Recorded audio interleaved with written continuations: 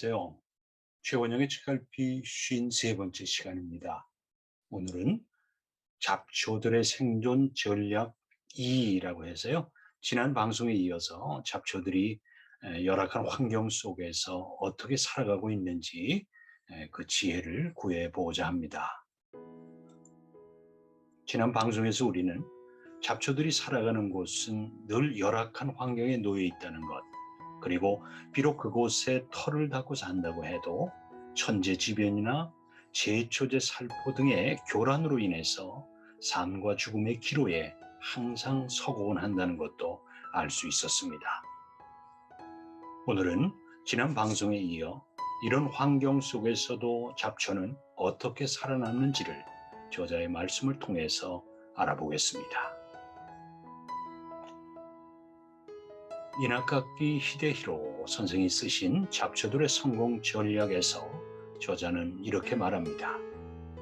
잡초는 이처럼 예측 불가능한 변화에 적응하고 교란이 일어나는 조건을 도리어 즐기면서 오히려 번영을 구가한다.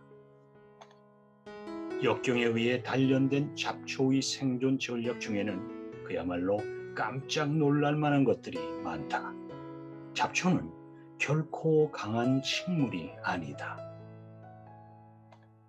그러나 열악하고 버거운 환경 속에서 지혜와 전략을 발전시킨 결과 잡초는 가장 진화한 식물로 우뚝 서게 된 것이다.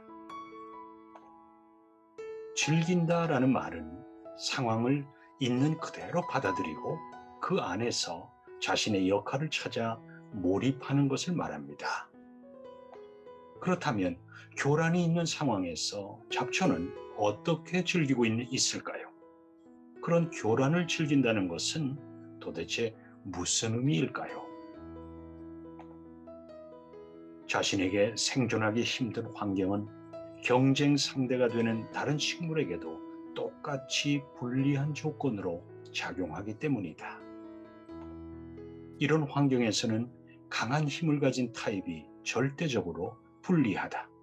거기서 요구되는 것은 싸움에 강한 힘이 아니라 다가오는 위기에 대응하는 생존 능력인 까닭이다. 맞습니다. 어떤 상황이 내게 힘들다면 남들에게도 힘든 상황이 될 것이고, 그와 반대로 남들에게 힘든 상황이라면 나에게도 힘든 상황이 되겠죠. 따라서 힘든 상황 때문에 내가 무너진 것만은 아닐 겁니다. 이렇게 말할 수 있는 이유는 저자가 예로 든 축구 시합을 예로 들어보자. 맑고 최적의 조건을 갖춘 구장에서는 약한 팀이 승리하기가 힘들지만 비가 억수로 오는 최악의 상황에서는 약팀이 이길 수도 있지 않은가라는 말에 고개를 끄덕일 수 있기 때문입니다.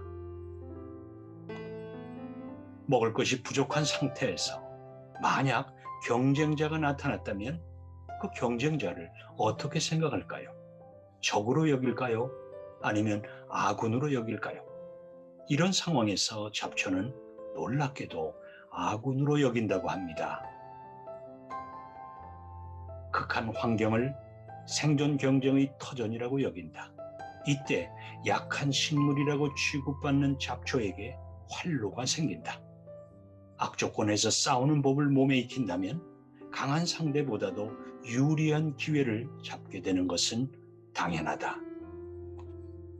교란이 일어나는 환경은 다른 식물에게도 불리하다. 그러나 그 불리한 환경을 극복하는 힘에서 잡초는 타 식물을 압도하는 것이다. 잡초에게 있어 역경은 더 이상 적이 아니다. 자신들의 생존에 필요한 아군인 셈이다. 이제 이해가 되시죠? 어떻게 잡초가 악조건 속에서 살아남는지를요.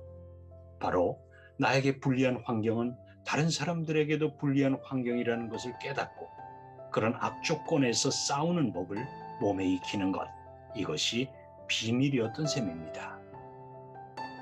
이럴 때는 어떤 경쟁자가 와도 그를 포용할 수 있는 너그러움이 생깁니다. 그리고 곧 그들과 함께 유쾌하게 살아갈 수 있는 겁니다. 저자의 마지막 말의 여운이 길게 남습니다. 잡초에게 있어 역경은 더 이상 적이 아니다. 자신들의 생존에 필요한 아군인 셈이다. 네, 우리에게도 우리들의 삶에 있어서도 이 잡초들의 생존 전략처럼 그 어떤 공경이나 고통이 우리에게 불어닥치더라도 저렇게 우군으로 그걸 기회로 해서 오히려 우리가 성장할 수 있는 계기로 삼을 수 있는 지혜, 그런 지혜를 말 못하는 잡초들로부터 배울 수 있는 소중한 시간이었습니다. 고맙습니다. 건강하게 지내시고요. 다음 주 월요일 반갑게 또 뵙겠습니다. 감사합니다.